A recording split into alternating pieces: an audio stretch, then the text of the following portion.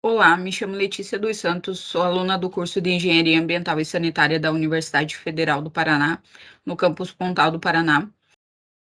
Irei apresentar um trabalho como tema geral, poluição do ar no litoral do Paraná, e tema principal, os silos de grãos e suas emissões de poluentes na cidade portuária de Paranaguá, no Paraná. O orientador deste trabalho foi o professor Dr. Virney Silva Moreira. Introdução.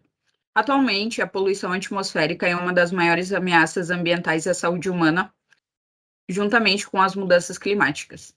E a poluição do ar consiste em um processo que introduz poluentes na atmosfera que causam danos aos seres vivos e ao meio ambiente.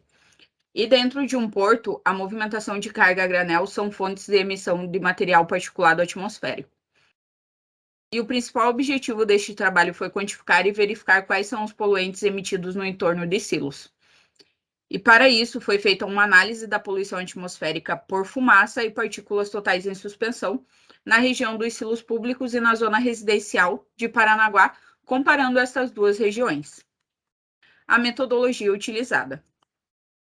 O local de estudo escolhido foi a cidade de Paranaguá, pois nela está inserido o maior porto graneleiro da América Latina, sendo um dos principais canais de exportação da soja e do milho produzidos no Brasil para o mercado externo. Os dados. Os dados nos foram fornecidos pela administração dos portos de Paranaguá e Antonina, e a qualidade do ar é monitorada mensalmente em 12 estações de monitoramento na cidade de Paranaguá, em que as medições são feitas em dias distintos em cada mês. No trabalho escrito, foram apresentados os resultados para os anos de 2019, 2020 e 2021. Porém, foi escolhido apenas o ano de 2020 para ser apresentado agora, pois para os anos de 2019 e 2021 tiveram menos dados para fumaça do que para o ano de 2020. Os resultados e discussões. Primeiro, eu apresentarei sobre as partículas totais em suspensão.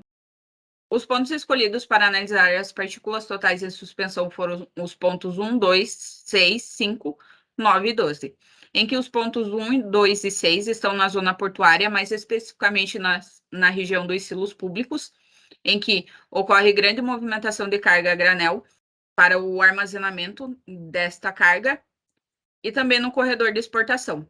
Os pontos 5, 9 e 12 foram escolhidos para a zona residencial, em que o ponto 5 é o estacionamento da empresa Rocha, o ponto 9 é uma escola e o ponto 12 é um asilo. Há aproximadamente 2 quilômetros de distância entre estas duas regiões.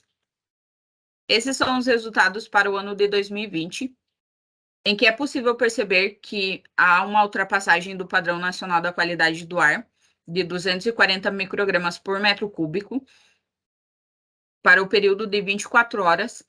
Este valor foi estabelecido pela Organização Mundial da Saúde em 2005.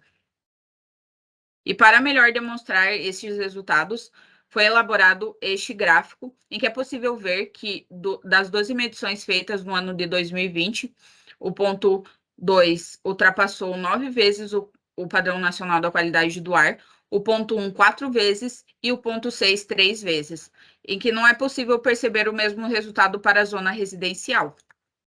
Agora o resultado para a fumaça. Os pontos escolhidos para analisar essas duas regiões foram o ponto 1, 2, 5 e 9.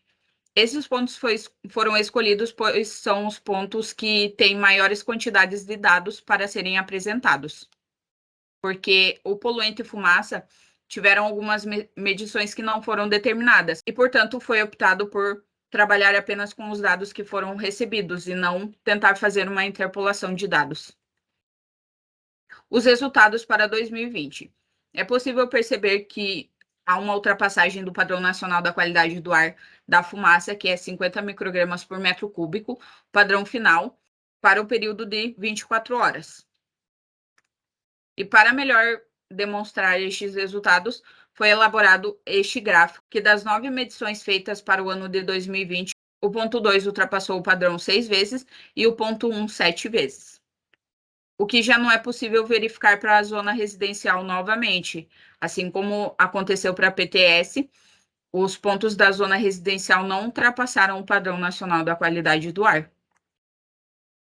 Diante disso, é possível concluir que os pontos que estão na região dos silos do Porto de Paranaguá, se comparados com a zona residencial, apresentam maior emissão tanto de PTS quanto de fumaça. Porém, não é possível afirmar que o Porto de Paranaguá emite grande quantidade destes poluentes, pois as medições são feitas mensalmente. E para ter resultados mais concisos, seriam necessários fazer medições diárias ou até mesmo horárias. Agradeço ao Programa Institucional de Bolsas de Iniciação Científica da Universidade Federal do Paraná pelo apoio e suporte ao desenvolvimento desta pesquisa e à administração dos portos de Paranaguá e Antonina por disponibilizar os dados utilizados para o desenvolvimento deste trabalho.